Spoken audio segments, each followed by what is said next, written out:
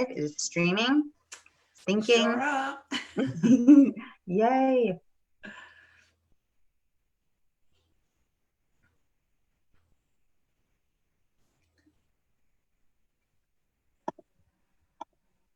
Okay, we are live with Hanah and Mary McKinnon. I'm your on-air host, Sara DiVello, and we are here for a very special Memorial Day Mighty Mystery interview with Hanah and Mary McKinnon about her brand new book, Sister Dear.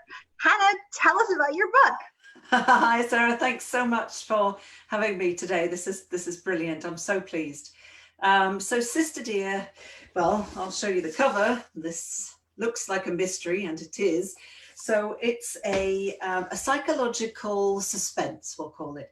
And it's about half-sisters. It's about half-sisters who don't know that the other one exists until one of them finds out, and she realizes that her glamorous, wealthy, supremely successful, revered half-sister is and has everything that she could only ever dream of. And so she decides to infiltrate her sibling's life, but not tell her they're related. And of course, mayhem ensues, because otherwise it wouldn't be suspense. Oh my gosh, that sounds fabulous. I'm already hooked. I'm so excited for your book to debut tomorrow. I know, tomorrow. I'm so excited. Yeah, tomorrow. Yeah, and I'm absolutely just so intrigued by this as a woman with two sisters, who I absolutely adore. But there's always, sister relationships are always such an interesting and complex entity. And so it sounds like you've delved into the heart of that and then blown it up in the most dramatic way possible. Yes, I tried to anyway. Yes, exactly. And I have a sister, an older sister, Jolie, who is lovely, and to whom I dedicated this book because it is not based on reality. And it's important that people know that. I love her dearly, so she did not inspire this book at all, thankfully. Yeah, I'm wondering if Jolie saw the inscription and got a little nervous. Did she start sweating? No, I don't think so. I hope not. So tell us, why this book? Why now? Well, I plotted it a couple of years ago because I generally plot probably 2 years ahead of the book actually coming out. And I had, yeah, roughly, because I'm plotting something while I'm waiting for edits for another one, and it's kind of a continuous cycle. And then I deliver it to my editor at least a year before pub date. This one I delivered to her first draft, my 7 millionth, in January last year, probably. So the idea for the story came because I was listening to the radio. I was probably driving one of my kids somewhere. And I heard a segment on the radio about a woman who'd found a ring at a playground, a wedding ring, and she was trying to find the rightful owner. And I started wondering, well, what if she found the owner and this owner has a fantastic, wonderful life, a life she could only ever dream of? And can you manage it, please? Thank you. Sorry, the doorbell just rang. That's one of my boys. The trials and tribulations of livestock. So I thought, well, what if she realizes that this person has a much better life than she could ever dream of, and gets jealous and starts stalking her? And the more I thought about it, the more I thought it would be interesting if they were related, and I made them half sisters. And the ring does actually feature in the book, but it's not at a playground, but it does. I did keep that little gem of an idea in there. So that's where it came from. And why now? Eleanor, the protagonist, is not very self-confident. I think she's a different kind of protagonist. She has body dysmorphia issues. She has binge eating issues. And she really has a distinct lack of confidence, mainly because of the relationship with her mum. And very quickly, my mum's fabulous. This is also not based on my history at all.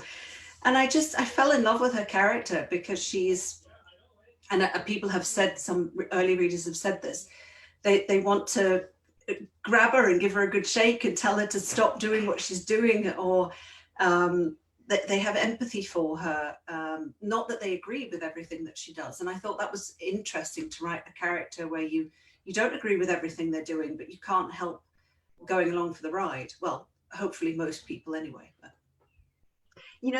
There's so much there that you said that I want to delve into. First of all, I think I'm just so intrigued that the sort of genesis of this idea came from seeing the lost ring sign on the playground. Yes. Because how many times have all of us walked by signs about missing or lost items? And the fact that you saw that and it sparked this idea in you and then spawned this whole amazing, book all from that sign is amazing to me. It's so cool. I'll never look at one of those signs again the same, because now I'll be wondering. I think that's what happens a lot with my ideas. That Her Secret Son, last year's book, was something I saw on the news and I thought, oh, what if? The Neighbours, that was the book 2 years ago. I was actually standing right here. We live on a courtyard, and 2 houses on the courtyard went up for sale in quick succession. And I stood by the window thinking, oh, I wonder who's going to move in. Wouldn't it be weird if it was an ex-boyfriend? And then I thought, oh, wow, that could be a really creepy story. Well, less creepy, but more, just difficult for the couple involved. So it's terrifying.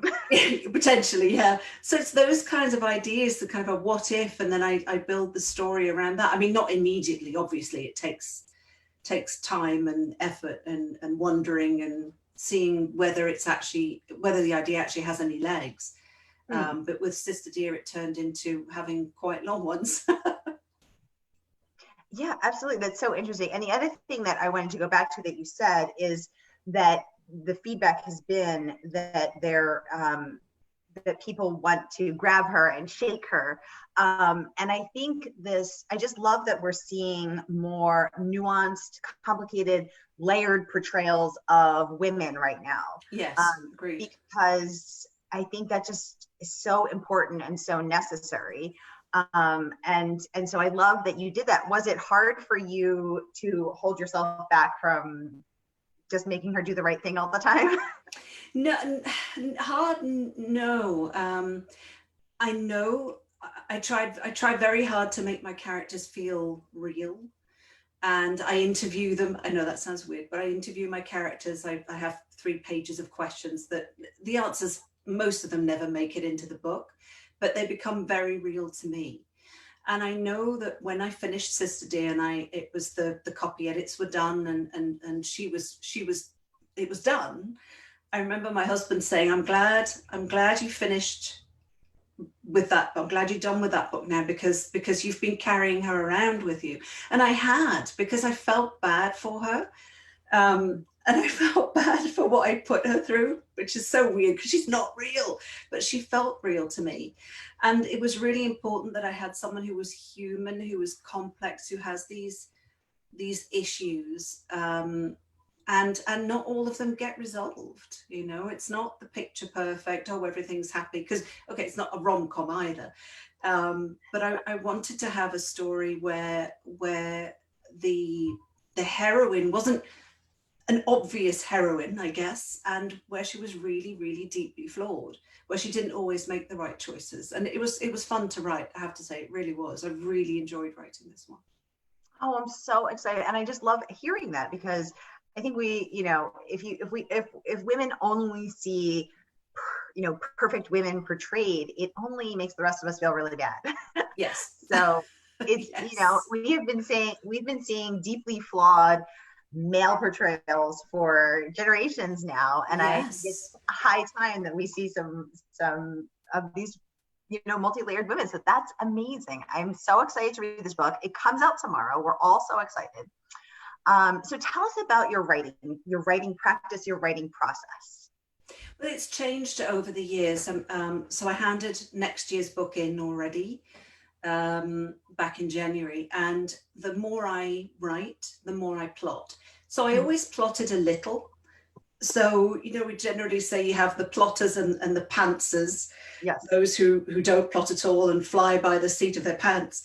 And then the plantsers in the middle. So I guess I was always a bit of a plantser, but I found but now that I'm on deadline, I'm writing a book a year, I don't find, and I know authors who deliver a book a year and don't plot at all, and I bow down to them because that's incredible. Yeah. I can't do that. I need to know, no, I was going to say I need to know where I'm going. I need to think I know where I'm going. So I plot a book out from beginning to end. I'll start off with the very big, the major plot points. Generally, where's the character at the beginning? Where are they at the end? And then I'll break it down into little stepping stones, generally about 30 of them. And it's quite scientific and people laugh when they hear this. So I'll start with the beginning and end, and then I'll expand those plot points into about 30. And each plot point, or it's not even scene, each chapter, let's call it a chapter, I'll break it down into even more plot points or scenes. And each of those 30 chapters has to be about 2,000 words when I write my quick and dirty skeleton draft. 2,000 words, because I write up. So there are people who write 120,000 words and then cut it down to 80 or 90. I don't do that. I do 2,000 words per post, I was going to say post-it, but per chapter, if you like, minimum. That gives me 60,000 words. And I know that through my editing and layering and writing descriptions and adding more emotion, because the first skeleton draft, that's not even a first draft. It's bare bones. It's just awful. But I know that by the end of it, I'll be at about 95,000 words. And I don't know why it works, but it just does. So this plot, this heavy plotting method gives me a sense of where I'm going. Whether I actually end up where I thought I was going to be depends. So for Sister Dear, I did. The ending was exactly the way I'd imagined it. A touch more evil, perhaps, because I flipped one of the plot points. And that worked better, in my opinion.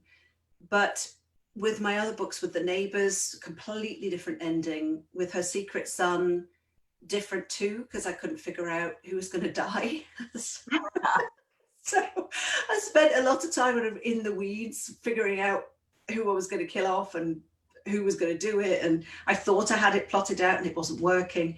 But Sister Dear just seemed to come together. And I think that's maybe... I want to say it's more because of experience, but I don't think so, because the book I handed in January for next year, the structural edits were quite heavy because the plot wasn't working the way I wanted it to. So maybe it was the story, maybe it was the characters, I don't know. It just seemed to click with this one. It's actually the fastest one I've ever written. I think Sister Dear I wrote in, and this not my skeleton draft, that's generally about 6 weeks, but my draft that I delivered to my editor was about 4.5 months, minus the plotting time. I mean, or plus the plotting time, that would be in addition to. But I wrote the thing in about 4.5 months, and I don't think that'll ever happen again. I don't know why, but it just worked. So yeah, let's see. Well, the jury's out. We'll see once the reviews are in, right? Yeah, that's amazing. That's amazing. Okay, what I think I'm so fascinated by are, several things, is that so most of the people that we talk to are either very passionate plotters or pantsers, and they never mix. So I actually hadn't heard the term plantser before. That's brand new to me. Yeah. And it's so interesting to me that that's how you write, with these questions, these letters, these interviews to your fictional characters, but yet you have this very rigorous, very scientific plotting process. Yes. Right down to the word count. I'm so interested. Yes, it's so fascinating. I think it's because I'm a highly organized person, which is both a blessing and a curse. Just ask my husband and my kids. Didn't you have an assignment? Oh, she remembered. That kind of thing. So I think in a way it's a safety net for me to think the story through and as I mentioned, have the impression that I'm in control. But then when I write the characters, sometimes they go off in a different, my subconscious obviously, but they go off in a different direction, and generally I follow them because they seem to know better. So yeah, I'm definitely a heavy heavy plotter. And interviewing characters is actually, it's weird, but it's fun because it makes you really think about who they are, and it makes sure that they're not all the same, because you've really thought about, and there are silly questions in there like, has your character seen a ghost? Well, I'm not writing a ghost story, but do they believe in ghosts? Have they ever seen one? What's their favorite joke? Those kind, and that's never going to get into the book. But the point is that it makes sure that they're different, that I've really thought about them being different, having different backgrounds, having different just emotions and reactions to stuff. So they become very, very, very real to me. Yeah. Oh, I love that. I love that. Wow. And are the questions the same for each character and for each book? Is it always, yes, do you believe in ghosts? The yes, same questions? Yeah, okay. Yeah. It's about 3 pages of them. There's quite a lot of them. Yeah. Yeah. So you developed this personality, get to know you sort of process for you and these characters. Well, I wouldn't say I developed it. It was something I found on the internet, and I mixed it in with my own questions and courses I'd taken, and so it's an amalgamation of things. And one of the, well, I think 4 of my favorite questions are: where is this character at the beginning? Where are they at the end? Because that gives you a nice arc. You're already thinking about that. And then the other one is: why are you interested in this character, and why should I be? So you're thinking about yourself and your reader. So yeah, I love this. I love this. This is such a great insight and such a great educational tutorial for all of the writers in our audience, of which we have many. So I think this is absolutely fascinating. And I'm actually wondering, because I know that you used to work in HR before your thrilling career, your new career as a thriller writer. I'm wondering if some of this has helped you to become this. It has informed and your writing in terms of personality tests and getting to know someone and if they're right for a job. And I wonder yes, if it probably has, because I used to do lots of appraisals, and I built appraisals, put them together, and so yeah, I think that background has definitely had an influence on it. Absolutely. Yeah, I never really thought of it, but it has. Yes. Yeah, it's the interest in humans and what makes someone that way, right? Yes, exactly. Spent your whole career learning about, and that richly informs your writing. And it's so interesting because I always think to myself, having made a large career transition myself from the corporate world and now to writing as well. And I think it's always tempting, a lot of people don't find writing until later, for a lot of different reasons, all of which are valid. And sometimes it's for very real reasons and financial reasons and family reasons, or, confidence reasons. And all of these reasons are valid.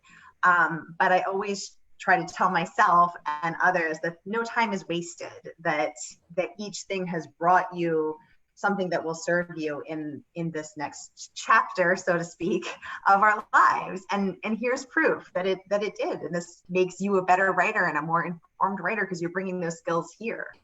I saw very often I see these tweets, and people are saying I'm 30 or I'm 25 or whatever, and I haven't been published yet. And I'm thinking, my God, I didn't even think about getting published. That wasn't ever on my horizon at all until I started writing fiction, because I wrote a lot for work, but newsletters and company policies and appraisals don't really count. So my first book was published in 2016. I was 45. So if you're 25 or if you're 55 or 65, who cares? There was a lady recently, her first novel was published, I think she was 89. I think Sandell Morse, The Spiral Shell. I think she 80, 83 or 85. We just supported her here on A Mighty Blaze. She's one of our Blaze authors.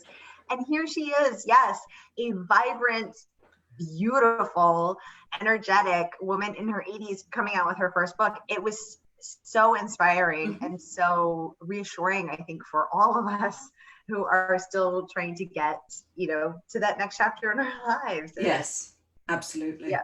Same thing. I also at 25 did not even think about writing. I mean, I dreamt of writing a book, but it didn't feel possible for me at that stage of my life. Exactly. And here I'm turning 43 and still working on my second book. So it's a process and it takes as long as it takes. But I just think it's so important to remember that all of these skills and experiences that we're, going through are never wasted, because look how it's enriching your writing and helping you to create these multi-layered, fascinating characters. Yes, absolutely. Oh, I love that. I love that. So Hanah, do you prefer Hanah Mary or Hanah? Oh, only my mum calls me Hanah Mary when I'm in trouble. So we'll avoid that. You're not in trouble. No, good. Oh, good. No, my first book came out initially as Hanah McKinnon, but there's actually another author called Hanah McKinnon who's lovely, and she has a new book coming out on June the 2nd called The View from Here, and she's amazing. She writes these family, I don't want to call them dramas because that sounds too heavy, but they're absolutely beautiful, wonderful books. I've read them all. She's fantastic. She's American, blonde, and has straight hair, which I am not and do not, obviously. And she's fantastic. So we added the Mary because people kept confusing us.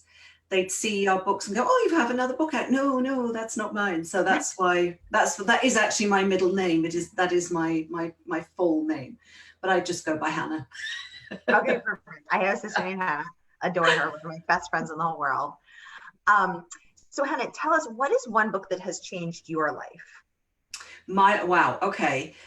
Ooh. I'm going to have to go with Jennifer Hillier's Creep, and I always mention this one. So I found this book. I was at the library waiting for one of my boys, and I spotted it on a shelf. And the cover was this really creepy, well, first of all, it says creep on it, so it's badly creepy. But I think it has a set of handcuffs. I have it just on my shelf, actually. And it was just, I don't know, it just pulled me in. So I picked it up, I read the cover, and I thought, okay, I'm taking this home. And I hadn't actually read thrillers for a long time. I used to read them a lot when I was in my teens and my early 20s. And then somebody very close to me died in very tragic circumstances, and I just stopped reading. I couldn't. I needed the rom-coms, I needed the chick lit, I needed the light stuff. So this was when I was writing The Neighbors, and I already knew it felt darker. It wasn't like my first one, my rom-com. There was bad stuff was starting to happen, and I thought, oh, can I, do I want to? Should I go over to the dark side, whatever? And I read Jennifer's book, and I thought, that's it. I want to write dark stuff. That's it. That's what I remembered reading, or what I remembered loving to read. So that was the book that propelled me over to the dark side. Now, funny story, I was at Bouchercon, the murder mystery readers and writers convention in Toronto. It was held in 2018. And I came down an elevator and I saw Jennifer Hillier, and I gasped and I fangirled, and she was chatting, I think, with her agent, and I interrupted them very rudely. I said, "I'm so sorry, but I read your book and you took me over to the dark side, and I just love what you do." And she actually she used to live in Seattle, and she now lives in the same town. We live in the same town. We go and have brunch and breakfast, and we've become good friends. And I have all her books, of course. And her latest one, Little Secrets, is fantastic. So it's just so funny. And it was her book that gave me this big shove, that gave me not permission, but that's almost what it felt like, that I was allowed to cross over to the dark side, that I was ready, so to speak. So I would going to have to go with Jennifer Hillier's Creep. I love that. Wow, because I think so many times I ask that question and it'll be a very, sort of classic book, but it hasn't had that very personal, very hands-on touch. So yeah. I think it's such a special story because it really has absolutely changed your life in so many ways. And this has become a dear friend of yours. I love that. Yes, I absolutely love that.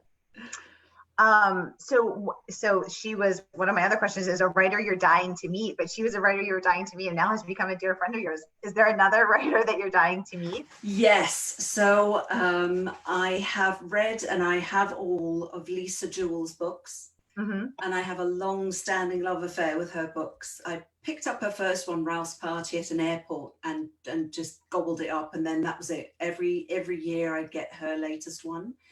And she was actually in the Toronto area in February, and we'd connected on social media, and I was all set to go to the event.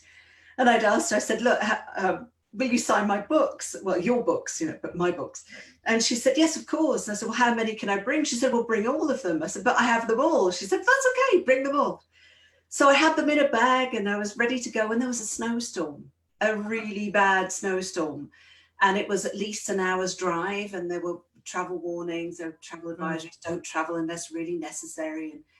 And I ended up not going, and I wish I'd gone. I really do. So I'm hoping that she'll be back in the area again at some point, because I'd absolutely love to meet her. That would be great.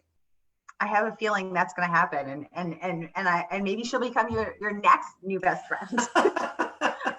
I have a feeling great things are coming. Put a good word in for me then, will you? I shall.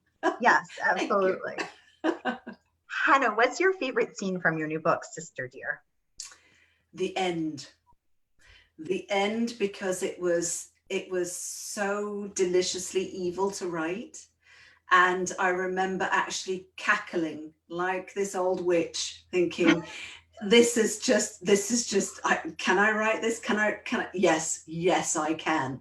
And so I did. So it would have to be the end. That was my absolute favorite. And not just because it was the end, phew, the book's done, because it wasn't, because then it goes through edits, obviously. But yeah, it would be the ending, definitely. Ooh. Well, now I can't wait to read the end. What is the best writing advice you've ever received and the worst? The worst. Okay, so the best writing advice I've ever received is, if you're stuck, even if you plot, but you're stuck on a scene, say you're stuck on chapter 8, but you know what happens in chapter 12, or maybe at the end, write that. Just skip ahead, because a book does not have to be written, the chapters don't have to be written in order. You can write them in whichever order you want, and then put them in the order that feels right. And that was quite eye-opening to me. I'd never really thought of that. Maybe because I'm so structured, I thought, oh, I have to write from chapter 1 to 30 or however many. But you don't. If you don't know what's going to happen, but you figured out the ending, go and write that, because that will then potentially unblock whatever's not working for you in one particular scene. So that was vital to me. I just lost my light. That is so interesting, because I'm also a very structured writer, and I also must go through every single thing in order. And actually, my best friend Amy is less structured, and she just is like, if it's not working, leave it. And her theory is it all has to get done in the end, so just do it. And that was also sort of mind-blowing for me, that things do not have to be done in this. Yes, they really don't.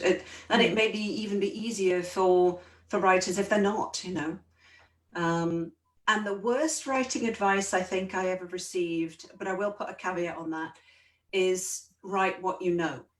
So I write about murder. People are dying, and adultery and all these kinds of things. So I disagree with the write what you know, because I know about IT recruitment. Okay, I'm sure I could make a good story about it somehow, but there would only ever be one book.